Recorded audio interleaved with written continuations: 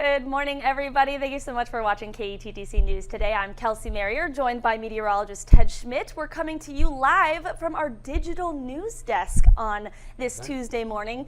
You may be wondering why we're here and why we're not in our regular studio. Well, that is because we did have a couple of technical issues yesterday.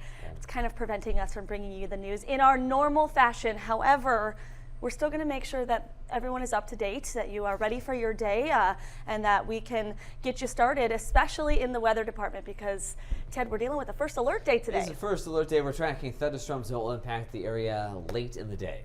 And right now, Rochester most likely waiting until 7 or 8 o'clock this evening before we see something.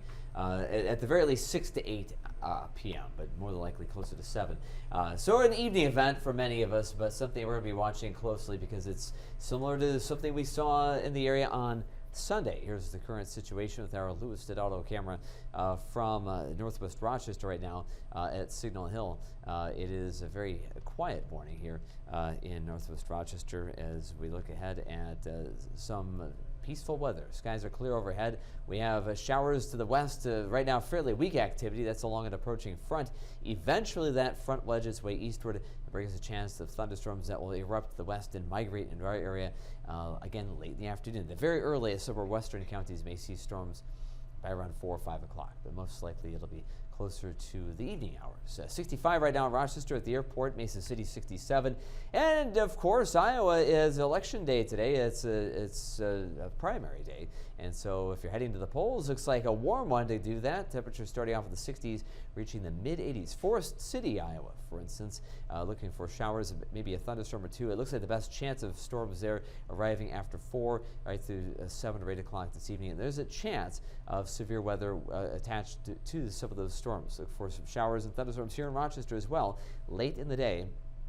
After 4 or 5 o'clock until just after sunset, maybe 9 or 10 o'clock, the primary threat for severe weather, damaging wind gusts and hail, the primary concerns, as well as some downpours of rain. Now, these showers at this point promise to be something in the way of something more progressive, moving. In other words, they'll be not dropping as much heavy rainfall as the numbers we saw in the way of rainfall on Sunday, but still a possibility of an inch. Some of the heavier storms this afternoon, so it could be kind of a wet day and a stormy one. Okay, yeah, a lot to look out for, a lot to keep in mind as we're heading out the door. A lot to prepare for our day ahead, but we can always count on you guys to keep us informed and up to date for our first alert days and any weather day too. Okay. We'll check back in with you. Yeah, we'll check back in with you in a little bit, Ted. Thank you. Okay.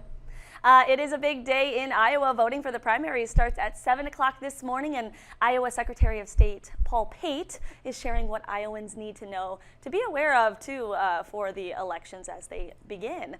According to Pate's office, residents need to check if their voter registration is up to date. He says if you have moved or have not registered yet, you can still do so at your polling sites with a government-issued ID, and that needs to include your address. Pate says voters need to declare their party affiliation and choose their appropriate ballot. He is hoping that turnout at the polls today will be strong. However, he does clarify fewer people historically have voted in June rather than November. Polling sites will be open from 7 a.m. Again, that goes until 8 p.m. today. We will have all this information on our website, kttc.com. Meanwhile, voters in the Hawkeye State have already made their pick for the presidential primary, with former President Donald Trump gaining Republican support and President Biden winning the Democratic nod. Races on the ballot today include federal, state, and local offices. There are some key races in Iowa's 1st, 3rd, and 4th congressional districts. Several counties will be narrowing down the field of candidates for offices. Auditors and sheriffs are among them. This year, for the first time since 2018, libertarians will also be holding primary elections.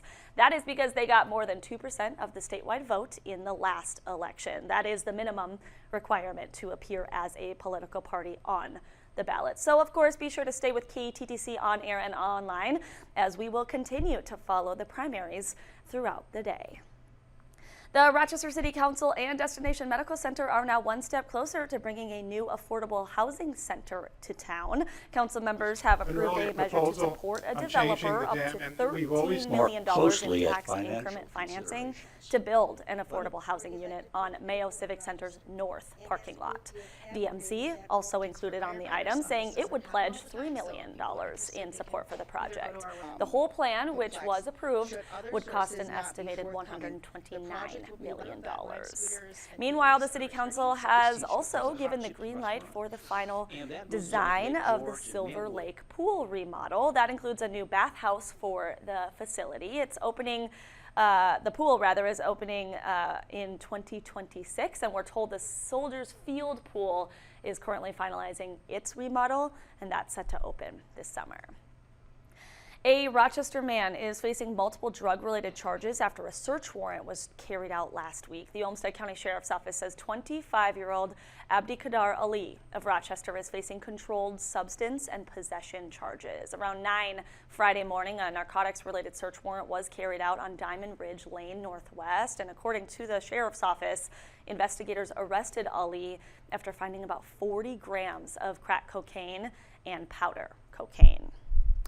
We do have an update to a racial slur incident near Rochester Century High School. 4 teenage suspects have been identified, but no one has been arrested or charged at this time. Our Olivia Pronzinski spoke with the president of Rochester's NAACP and shares how the organization is looking for accountability.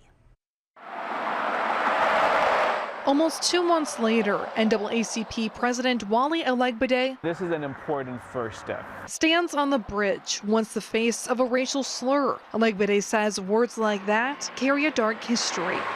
People have been killed, people have been lynched. This is not a joke.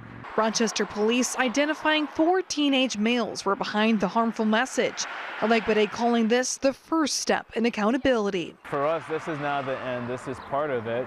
We've also had conversations, at the state level, and this is something that, a lot of people are paying close attention to. Now, as of Monday, no arrests have been made in this case, and the details have been passed along to the Olmsted County Attorney's Office for review of potential charges. At the end of the day, these are young individuals, and what we're looking for there to be a learning opportunity from this. This is something that should not be taken lightly, but this gives us an opportunity to heal. Elegbede explaining he wants to see the individuals become part of the solution, rather the problem. They can definitely overcome this, depending on what they want to do. Being just steps away from Century High School, community members theorize whoever is behind the message is a student, but nothing has been confirmed. It's good to know that whoever did this got, caught, but at the same time, I don't want to wish any harm on people. Elegbede reminding the community that Rochester should be a place of unity. Ultimately, we want this to end with love.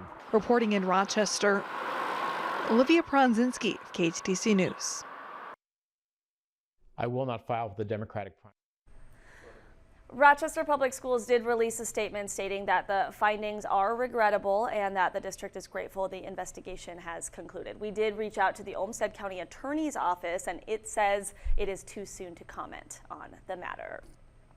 Today, you have the opportunity to learn how to save someone's life. There is a hands-only CPR workshop happening at Winona Health. According to the health system, hands-only CPR, especially if performed immediately, can double or triple a victim's chance of survival. This workshop is not for certification, but participants will come away feeling more confident in their ability to perform hands-only CPR, use an AED, and help someone who is choking. The workshop is from 6 until 7 tonight on the 3rd floor of the hospital in Winona. Kids, get ready to lace up your shoes and run. Today is the start of the 53rd season of the All-Comers Track Meet hosted by the Rochester Running Club. We love this, especially this time of year. Runners will be taking part in races and field events at the Soldiers Memorial Field Track. Meets are free for all kids of all ages. Really, each one starts at 6 p.m. and we do have a schedule of all the upcoming dates through July up on our website, KTTC.com. It is 4:39 on this Tuesday morning. School might be out for the summer, but students, some of them, are still wrapping up their sports seasons. So next, we're going to meet our latest athletes of the week from Mayo High School. Plus, Ted will give us an update on our first alert day with severe storms on the way when we come back.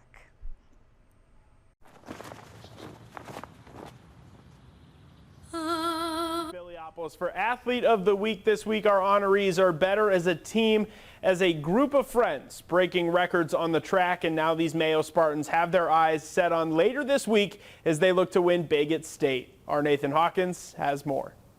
The thing that's unique about the 4x1 is it's not an individual event. You need each and every one of your teammates to be able to pull through and do their job, because one mistake can mess up the entire race. Success in the 4x100 meter relay race takes much more than speed. It takes honesty and trust. And for the Mayo Spartans foursome, that comes naturally. Since 7th grade, like we've all been, I wouldn't say best friends, but we've all been like extremely good friends since around 7th grade. We're always like telling each other what we could work on, what we can do better. Like if one of us gets off slow, we'll literally just tell each other, we'll be like, you're not getting off like fast, like you gotta get moving, you know?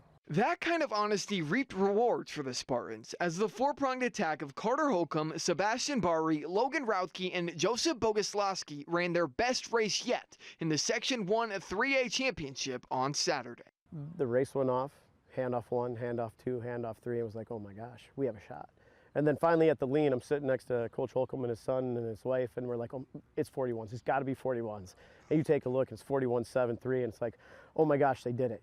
41.73 seconds, not just edging out the previous section record, but beating it by nearly half a second. I know I said surreal already, but it just feels so surreal. I got the baton from Sebastian. I couldn't hear anybody behind me, so I was running as fast as I possibly could. And the second Joseph crossed the line, I saw 41.73, and it was like one of the best feelings, I guess, of the day. It was an accomplishment that the Spartans had in their sights. We were pretty confident. We knew that we had one of the best times going into there, and that we definitely knew that we could get faster than what we have, break 42, which we did. But while records will one day be broken, the Spartans are chasing something that will live forever. Our goal together is to win state. I mean, that's like cool and all, breaking all these records, but we're focused on one thing together. That focus is evident on a rainy morning 2 days ahead of the state tournament, putting in the work to try and reach the ultimate goal. I don't have to do much to keep them grounded. They're a confident group, but they also realize, you know, just keep working hard and doing what we ask, and we have a shot. None of us are nervous because we know what we can do, but we come in there with confidence and we expect the best of ourselves and like each other. 3 of the runners are juniors, but for Holcomb, this is his last ride, and he couldn't imagine a better way to go out than with this group. And these guys are awesome, bro. They're super fun guys. They don't care too much about other people and stuff. They just like to be happy, like to enjoy the time, cherish the moments that we have together, because this is my last year. They'll 3 be coming back next year, but to be able to go out last year with some guys that enjoy what they're doing and having fun, it's a blessing, man. The Mayo boys 4x100. Okay, we'll see y'all in state. See y'all in state. KTTC's Athletes of the Week. That's it for sports this morning. Have a great Tuesday, everyone. All right, thank you so much, Nick. Our top story basically of the day is the weather and what we can expect for the rest of our day, because it is a first alert day, Ted. Yes, yeah, first alert day, because severe weather threat comes up this afternoon. Really kind of an evening event. Okay. We'll start seeing some of the storms developing to the west, moving in during the evening commute from west to east along an approaching cold front. So something, a similar situation to many we've had so far this season already. Yeah. A couple of weeks ago I had something similar on a Tuesday. Mm-hmm. We had some heavy rain and some strong storms on Sunday as well. Slightly different setup overall. This is along a more progressive cold front, but otherwise, yeah, another round of severe weather nonetheless. Okay. Something we'll be tracking here for the course of today. So far, a very quiet morning. Here's a current picture from Austin as we look outside. There's a little sliver of moonlight to go with the sunshine. That's the current view from our Lewis Stidaldo camera in Austin. It is the first alert day because of the threat of severe weather happening later today. What we're tracking is a chance of large hail and damaging winds with the line of storms that comes in for the late afternoon and evening hours, really starting as early as 4 o'clock in some of our westernmost counties. Most of us will see activity around 6 o'clock or so, 7 or 8 o'clock this evening, just before sunset. Right now, showers are very weak to the west, but those are developing along that same front. Eventually, there will be a line of stronger storms that will develop. And right now, with that warm and increasingly humid and unstable environment with the atmosphere, that will set the stage for some strong storms. Severe level risk 2, the level 2 from the Storm Prediction Center and the Daily Outlook for Rochester. Anything in orange there, everything else is level 1. Line of storms that will move in to this increasingly dangerous situation. So large hail, strong winds, the primary concerns. A tornado not completely impossible, not as much a threat as it stands right now. Looking at first alert day concerns though from 4 p.m. until 10, with a chance of thunderstorms developing later on for this afternoon and evening. Temperatures right now in the 60s to around 70 across the map. Dew points are certainly noticeably humid. We had the peak dew point yesterday was 68 in Rochester, by far the most humid weather we've experienced so far this season, and I suspect we'll experience something similar this afternoon. As temperatures again will reach the 80s. 84 was the high yesterday. We'll be in that same ballpark today. If we're not as warm as 84, it's because of the presence of clouds and the threat of rain that will impact the area later on. But here's future track computer modeling with some sunshine, a few thin clouds, temperatures reaching the mid 80s. A brief shower or thunderstorm is possible in parts of the area as early as 3 o'clock. The most widespread storm threat comes in between 6 and 8 from the west here for Rochester. Activity weakening, and certainly by 10 or 11 o'clock, no longer severe threat, but still some brief showers holding on. After midnight, showers move out. We'll have clearing skies. A breezy day tomorrow, a lot of sunshine. Going to the afternoon, a secondary cold front comes in. That will generate a stray shower or two in the afternoon between around 2 and maybe 6 o'clock in the evening, even through 10 o'clock. A brief sprinkle is possible, and then temperatures dropping to the 50s and high temperatures on Thursday, barely 70 at all. So we see things cool off here for a couple of days, which is not unusual. It is early June. 60s and 70s would not be unusual this time of the year once in a while, and 75 is the seasonal average, and we're going to be in that range more often than not after today. Look for highs today around 83, showers and some thunder. Afternoon thunderstorms, gusty south winds ahead of that with some sunshine. Winds around 25 miles per hour at times. Showers and thunderstorms this evening, then clearing skies late. West winds in your 7-day forecast. Temperatures in the 70s after today. We'll have, again, first alert day today because of the threat of evening storms. Brief shower tomorrow, maybe a chance of rain next Monday. In between, a long stretch of quiet, sunny weather, and some very comfortable conditions. Weekend right now looking absolutely terrific. Yeah, okay, we just got to get through today and some of those maybe isolated PM showers tomorrow, and it looks like then we have a couple of calm days that we can look forward to, Ted. That's right. All right, thank you. And if you're just tuning in and noticing that we're not in our regular seats, not in our normal KTTC studio, well, that is because we did have a few technical issues. You know, technology, sometimes it fails. We like the cozy appeal of the digital desk of the cottage here. We've got the brick walls. Yes, and stuff. we're just bringing you a new look this morning as we can before we can get those technical issues resolved. So that will be hopefully fixed throughout the rest of our day today, but we're still going to bring you everything that you need to know to get your day started. So stay with us as we bring you all of that, and of course updates on that severe weather later today. It is 4:50, and new outbreaks of bird flu could push egg prices up even higher. Plus, we have a look at what's next for a popular food combo at Costco when we come back. KTTC, your first alert weather. Bird flu and its impact on other animals and even humans. Now we are digging deeper into how it is affecting our wallets when we buy certain foods. Here's our Ag Day Minute.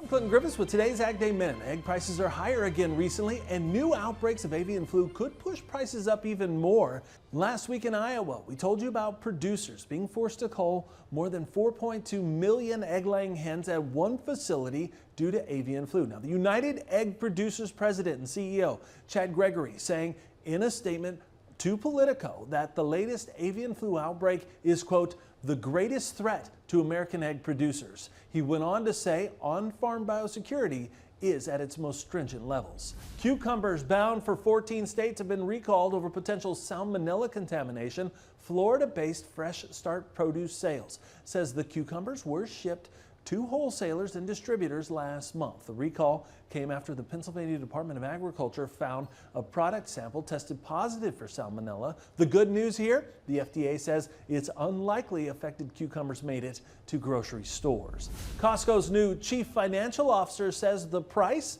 of Costco's beloved $1.50 hot dog soda combo, which has cost the same since 1985, is not going up. It's being seen as welcome news to inflation-weary customers who have seen the end of other long-time deals like Trader Joe's 19-cent bananas and Planet Fitness $10 membership. For more Ag News, watch Ag Day weekdays on the station or anytime at agweb.com. It is 4:55. It is primary election day in Iowa, so we have everything you need to know to get your day started with that. Plus, a new bill is signed into law in the Gopher State. We'll tell you why law enforcement supports the new measure when KTTC News Today returns. Ag Day Minute brought to you by Jen Bush. Your experience. It's Tuesday, and thanks for starting off your day with us. I'm Jess Abrahamson here with meteorologist Ted Schmidt. Good morning, Ted. Good morning, Jess. And today we're mixing things up. We are coming to you live from our digital studio, and that's because we are installing some new audio equipment today. We had a piece just burn out on us, which happens sometimes in TV studios. So thanks for hanging out with us here. Yeah. We do a lot of our digital content from this studio, so you get a sneak peek at that if that is new to you. But today is a first alert day, and Ted, you're monitoring a system that will be in our area. Right, yeah, we've already had a couple of rounds of severe weather similar to the setup we're facing today. Something reminiscent of some of the strong storms we've had in the last couple of weeks. Line of activity building for the west and arriving in the evening. That's what we'll be experiencing later today. Right now, a very quiet picture. But it's going to be at least 12 hours away before we really see some thunderstorms moving in. But right now, a quiet morning. Here's the current scene on this first alert day, this Tuesday morning. That's our Louis Stodato camera from Northwest Rochester. Sunshine outside right now. We have showers well to the west, but